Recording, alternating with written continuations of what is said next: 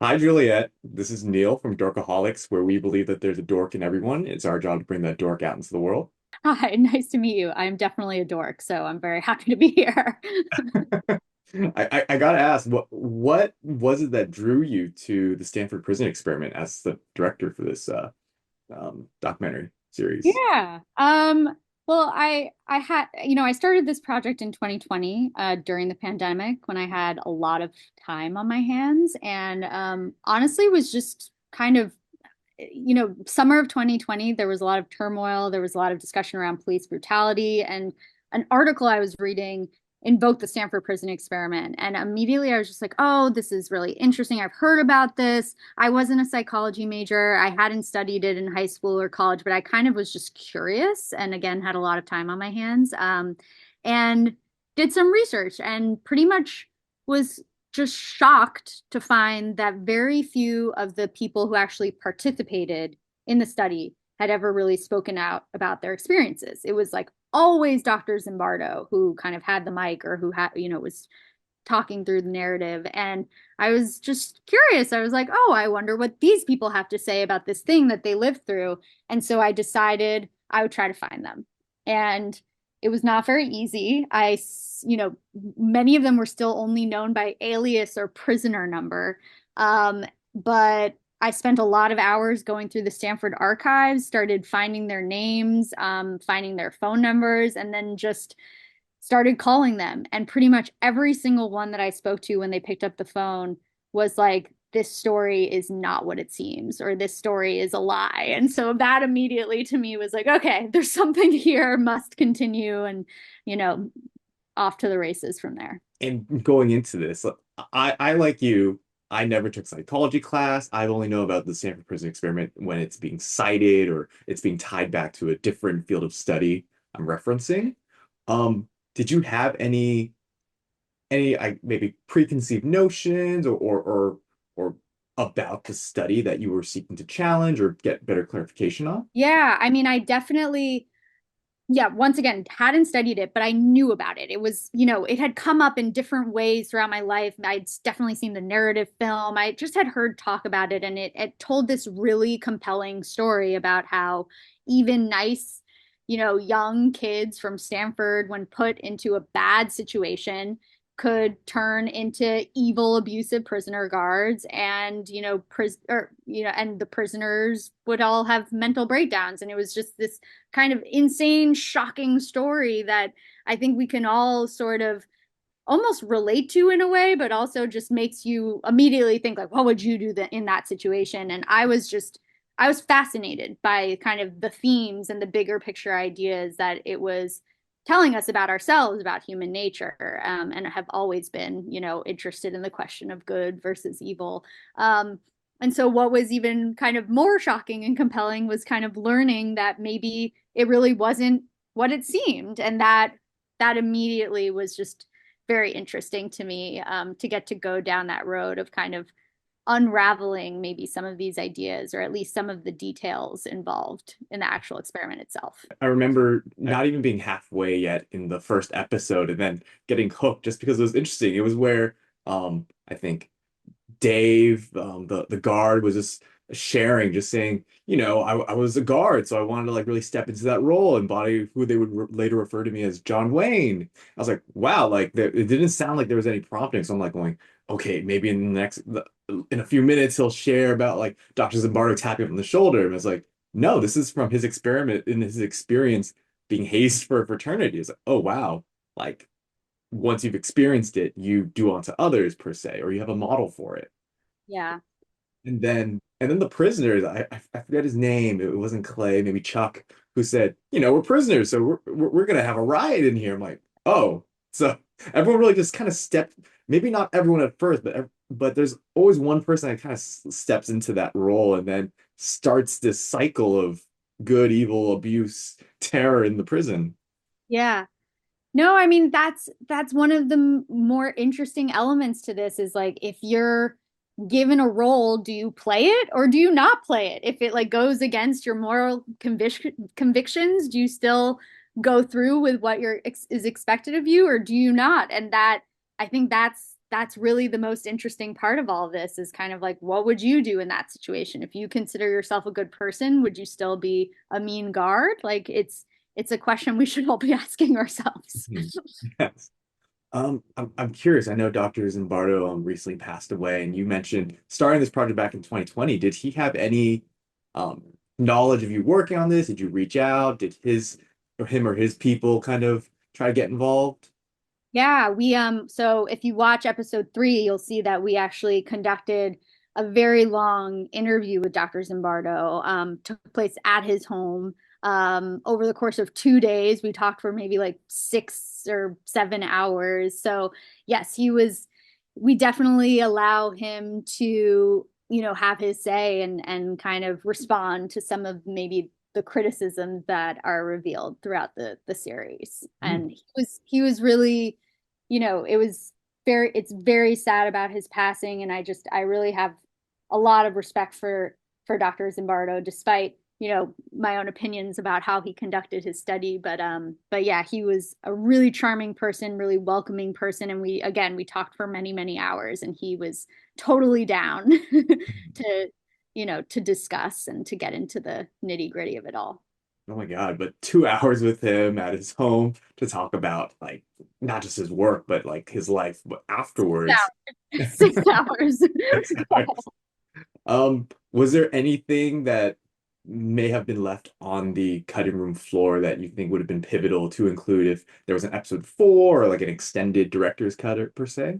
Oh my gosh, so many things. That is the challenge of making documentaries. There are so many different details, everything from, story, interesting history of the experiment. One of Zimbardo's students actually had done a similar experiment prior to Zimbardo starting his, and it was kind of you know, the basis of the idea was probably this student who conducted something similar. That wasn't really talked about in the show, but it's a really interesting side story. I encourage everybody to read about it. But also there was just, once you get to episode 3 and you see that we have this really fun, interesting reunion of all of the participants. They hadn't seen each other since the experiment took place, so 50 years later, and there are just so many moments and so many great scenes from that whole experience that we couldn't really put into the episode, but hopefully we got a lot of the good stuff in there. So As a filmmaker, was there anything that really prepared you to take this project on, or any past work that made you feel like, hey, I'm ready to dive deep into the Stanford prison experiment as a documentarian? honestly, I think it was just my curiosity, my interest in talking to the actual people who lived through it. And that was really the basis of this show. And it wasn't to come in and try to debunk a very famous psychology study. It was really I had an opportunity to allow these people who had never really spoken out before about their experience to kind of have their moment to tell their own stories. And I'm I like to think that I'm fairly good at talking to people and gaining people's trust. And I think we just formed these really, really great relationships. And they were really happy to open up and happy to finally get to tell their stories. And that's really what I think was so special about this, was getting all of these people back together again and finally allowing them to have their Mhm. day talk. Yeah. I'm curious because I remember looking at the titles of each episode. Who decided on the names of it? It's The Hallway, The Unraveling, and then A Beautiful Lie. Yeah, I mean, those are our titles. Nat Geo definitely also had a say, but we love working with Nat Geo. They have great ideas. But yeah, I think the titles are pretty spot on when it comes to. There's no like, okay, the hallway that made sense. They turned a hallway into the prison, and then like, oh, there's an unraveling to look forward to in episode 2, and then like episode 3, The Beautiful Lie. I'm like going, I just know was a study like this that had to be cut short. It's just interesting that it's like, hey, almost 50 years later, like we are diving deep. There's there's things to be said from the people that participate. So I'm so glad that you had this opportunity to meet them, find them, unravel their stories. Oh yeah. again, so lucky, so, you know, just forever grateful that they were willing to open up. And it's a good lesson. And, when a story involves 2 dozen people, you can't always take one person's word for it. And it's really important to, at least to me, I've learned that it's very important to let everybody have their say and at least listen to other people's experiences. Would you say that the Stanford prison experiment, do you think that that is a model for how experiments should strive to be just as groundbreaking, or is it more of a model for how strong our parameters should be for the safety and mental health of participants?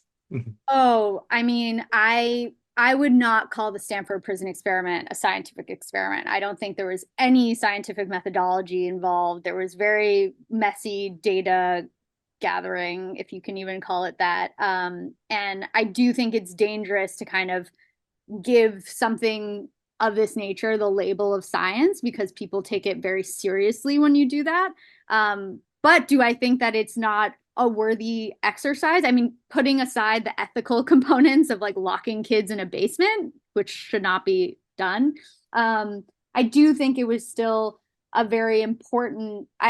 It was an important thing that he did, and he whatever this thing was, an experience, an improv session, very involved improv session, it definitely did bring up a lot of important ideas um, that deserve our attention.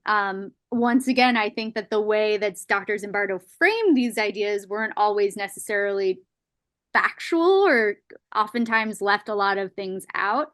But here we are 50 years later talking about it again and seeing it in a different light and recontextualizing it and how great is that? So I want to zoom in on your interactions with the participants, just because with your magic touch of as a documentarian, you're giving them this opportunity and a platform to share their stories before, during, and after the experiment. And it's just like, oh wow, like there was no way we could have known until this moment. But for you to make that first, like putting that in your hand out, either through email or call or knocking on their door, like what was it like the first few times that you were making contact with them? And I know you've already shared that they were eager and excited to talk about, but well, no, I mean, it was nerve-wracking. I had no idea if they were going to be willing to talk about their experience. If I really had absolutely no idea, but I think I came to them, with genuine curiosity. I didn't have an agenda going in. I really just wanted to know what their experience was like, and I think they could probably feel that from me, that it was coming from a place of true curiosity, and they really opened my eyes to the story. I really didn't know what it was until I started having conversations with all of them. I've never made a documentary or a documentary series myself, but with that, what was the process like? Like interviewing them first, getting like a rough draft of how you want to portray this story, or did you, or like at what point did you know how you'd be structuring this? Yeah. So, every process is different, but in this one, I interviewed everybody pretty much first. I got maybe 10 interviews in the can before I even started thinking about a structure.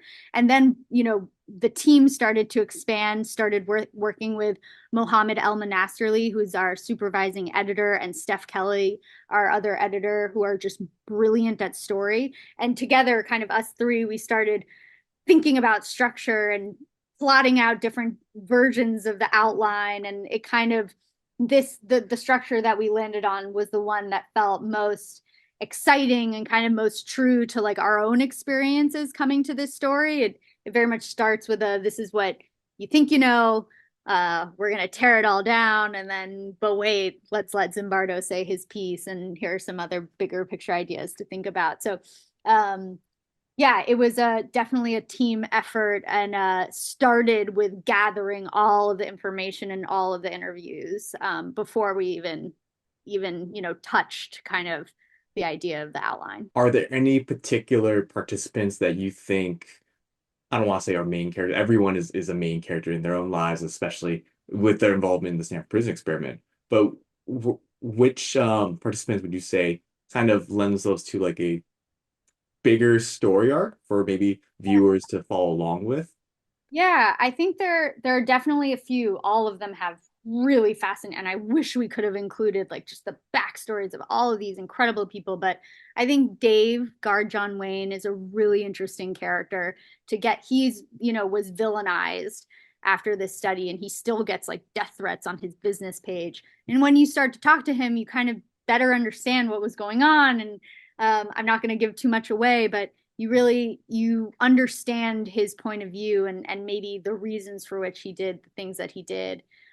Similarly, Doug Corpy, who was a prisoner, also had a really different take on his experience than what Zimbardo would tell you. And hearing from him also just like blows your mind. You're like, wow, that, it was incredible. And then Clay Ramsey, who maybe he was the prisoner who did the hunger strike, and he kind of stood his ground the entire time and was this really strong moral compass type of person and remains one to this day. And he's yeah, you have so much to learn from all these people. They're all really incredible, and we were lucky to get them in their in later years when they've had time to think about what it is that happened and are so smart and so eloquent. And yeah, it was those three though are very special. Like you said, they've had years to kind of process whatever trauma that may have ensued in their lives following this experiment. It's just great to see that they're doing well, they're happy, they're excited, like they're in a place where they're ready to share. Because I went into this when I hit press play, like, oh my gosh, like what if what if we're gonna find out like, oh, it's that what happened afterwards, and it's one of those darker stories. Yeah. I mean, and the fun part of episode 3, once again, we got to bring them all back together. And in the context of like, we built a replica set of like hallway. So they got to like revisit the actual place that, all of this happened. And we were so lucky to get to bring them all back together. And none of them are too traumatized. So that's also good. Oh my gosh, like I haven't gotten to episode 3 yet. So that was spoiler territory for me. You guys rebuilt the hallway? Oh yeah, sorry. Yeah, it was amazing. It Oh was my very gosh, like how did how did that go? I mean, you're diving deep into Stanford archives. I'm sure maybe that was there like a blueprint or how did you guys go about reconstructing that? Yeah, there was a lot of research. Our production designer, Jen Messer, is just a genius. She was like poring over the blueprints. But yeah, we tried to do it. It's pretty much almost to scale. But we recreated the hallway that it took place in. And it Mhm. was a huge undertaking. And I'm forever grateful to National Geographic for, supporting us in doing that. It was very, very useful, just fun and incredible once again to bring everybody back to that setting. From what I've seen so far of episode 1, it looks like it's you're taking archival footage as well as like filming modern day like interviews with people. Yeah. Did you guys think about doing, I guess, those narrative recreations just for the storyline? So that is also a reason why we built the set. So we'll reveal to the audience in episode 2 that some of the images that they've been watching that maybe they thought was archival is actually our recreations. And we did that for a very good reason, which is that, a lot of the experiment wasn't filmed actually. So we just needed visuals, but also all of these stories that these people are telling, are kind of different from the narratives that we've heard before. So we needed to recreate those stories to help bring them to life. Mhm. And I just got the note that we have a minute left. So to close us out, Juliet, Dorkaholics, we love to find out what made you a dork growing up. Just reading. That's all I did growing up. I was like the girl with their nose stuck in a book, and like to go to bed early and read instead of having fun sleepovers and watching movies. So everybody read, people. Well, thank you so much for your time today, Juliet. I had an incredible time getting to know you in the process of making the Stanford Prison Experiment docu-series. Can't wait to have these dorky conversations with more people as they watch it. Me too. Thanks so much, Neil. Thank you.